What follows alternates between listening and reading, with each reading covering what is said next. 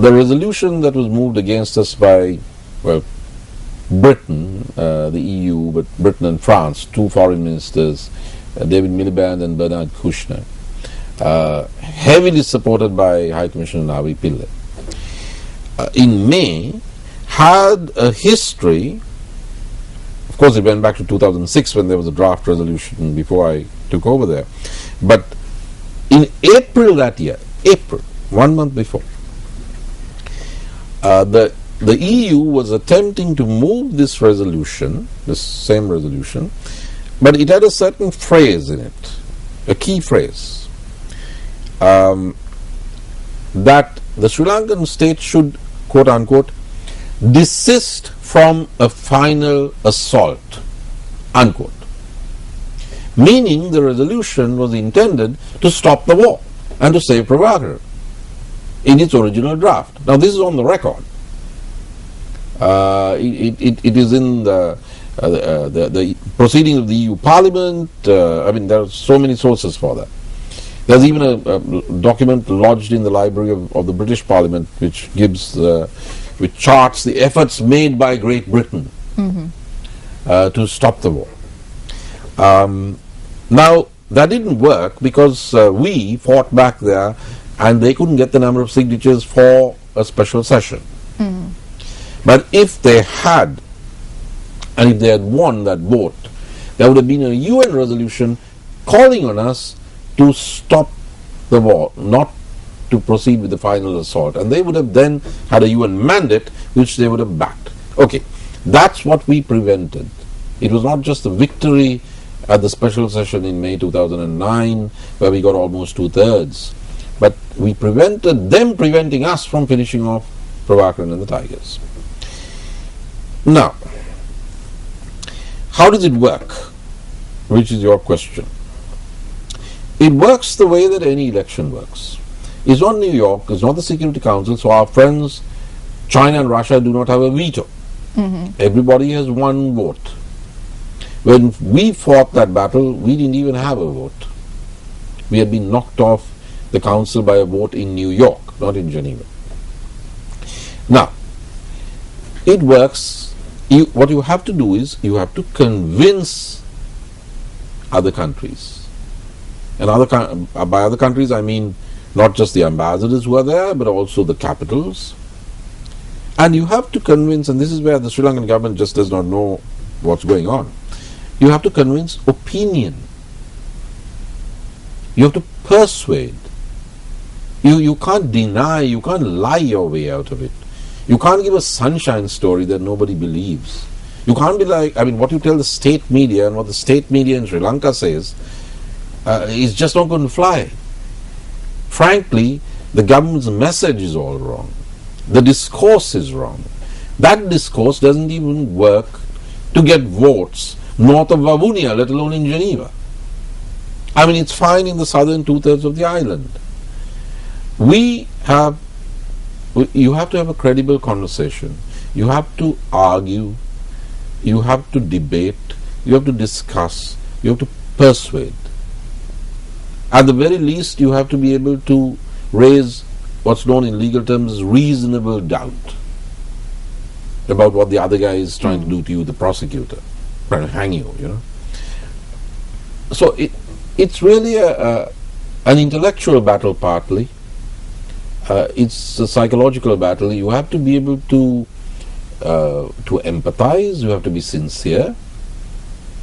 It's a battle of narratives. That is the way you win votes. It is by occupying the moral high ground. You have to be seen to be more in the right than the other person.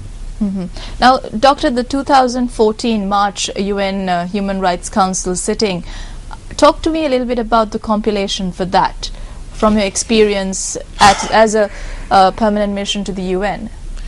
Yeah, well, I've heard people say, some people, I mean not the citizenry, but oh, you know, our friends are back, Russia, China, Cuba. And my answer to that has been, I've counted, and there are about 7, 8 of our guaranteed friends. That is not going to win you the vote. we've dropped from 29 in 2009. It's not that far away. This is still 2013. We've dropped from 29 and the EU, Britain and the EU getting 12 to a situation where we have got 12 and they've got 25 or something. So the friends that we are counting on, and they are friends, many of them were there when we lost in 2012. Russia, China and Cuba were all members and they fought for us when we lost in 2012. That just won't do. That's your base vote. It's like an election anywhere. You have to win, you have to retain your base vote. We are losing our base vote because even non-aligned members are now voting against us, have been voting against us. India being one, but not only. Latin America, they've been moving out. Brazil, Uruguay, people who supported us. Malaysia, abstaining. So you have to win, you have to retain what you have, you have to win back what you've lost. You've got to move those on the fence to your side. If there are more people moving away from you and sitting on the fence than moving off the fence and coming back to you, then you're going to lose. Now, losing this vote in March is not going to be like losing 2012 or 2013, because it is going to result in the institution of some form of international inquiry. It could be a commission, it could be an inquiry mechanism, it could be in the form of a UN special rapporteur on Sri Lanka. And if we proceed in this way, the time will come, Mahina, when Russia and China turn to us and say, look, friend, as the Americans say, friends don't let friends drive drunk. You are not going to win this. And we are all going to lose because you've been dumb and you're not going to win this vote. And therefore we urge you to take the only deal that's on the table and accept the UN special rapporteur. And what's going to be the consequence of that, Doctor? Well. Because you can't brush aside international investigation. Well, we can try. And I'm sure that's going to be the knee-jerk reflex action. Oh, I mean, look at Israel. They didn't take this seriously, but we're not Israel. We don't have the Americans on our side, and we're just not Israel. So the tendency will be for Sri Lanka to ignore, brush aside, pretend that the international inquiry doesn't exist, or that the UN special rapporteur doesn't exist, and that he's just not going to be allowed, he or she, into Sri Lanka. But it will roll on the same way that our parliamentary select committee rolled on, even though Shirani Bandaranaike decided to walk out. There's such a thing as an ex parte hearing. I mean, we've given the example. There's no reason they won't do the same to us. And they will come up with a report which is not fair, which is a frame-up, which is a stitch-up, as the British say. They will give us opportunities. Why don't you participate in this and so on? If it's a commission, you might have the West telling Russia and China, look, you can be members of this as well. And they'll tell Sri Lanka, why don't you dominate Chinese representative or a Russian representative? They'll all be represented. Or an international panel to inquire into Sri Lanka's war crimes, the allegations. So we are going to be trapped.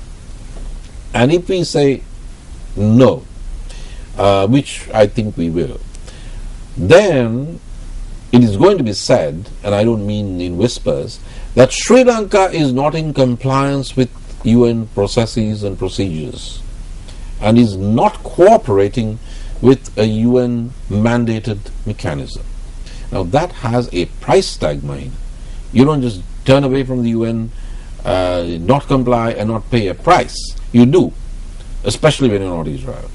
The other thing that's going to happen is you're going to have a report at the end of it. You're going to have a report at the beginning of it, because Navi Pillai is presenting a report in March.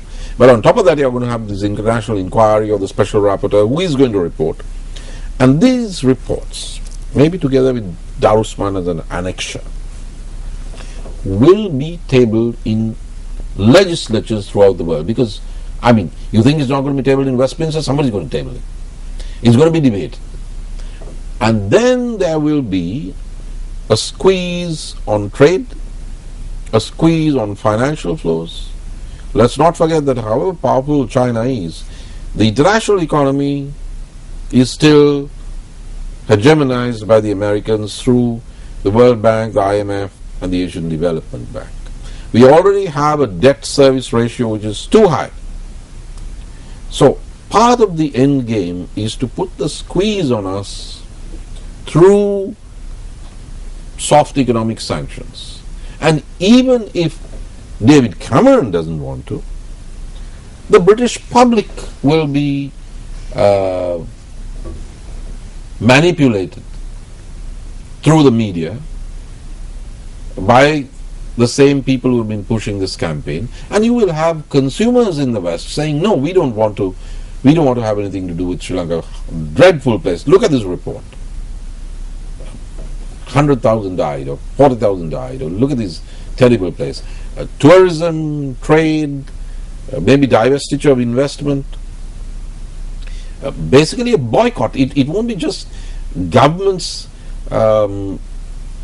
using soft sanctions in terms of financial and trade delinking, as happened with GSP Plus, but it'll be civil society, public opinion, and there would be a kind of a boycott. So there will be an economic blockade. There will also be serious legal consequences, because already, I mean, they're talking about the ICC, but I don't think there can be a serious move in the International Criminal Court. That's not it. You will have the doctrine of universal jurisdiction applied by courts in most parts of the world against Sri Lankan officials. So you will have a squeeze on the military, trying to get the military to shift. You will have a squeeze on the public, and there will be pain brought to bear through economic pressures. And all of that will result from a defeat in Geneva in March, the setting up of a mechanism of some sort, and the reports of such a mechanism which will be entirely one-sided. Well, Doctor, the consequences are going to be dire, and there's a lot that Sri Lanka will have to do ahead of March 2014, when the United Nations Human Rights Council sessions begin. We'll see you again in 2 weeks' time, when there'll be more developments in the Sri Lankan political arena and also in the international political arena, which Sri Lanka is now having the spotlight. We'll see you again in 2 weeks. Thank you very much for joining us. Take care and good night. Thank you.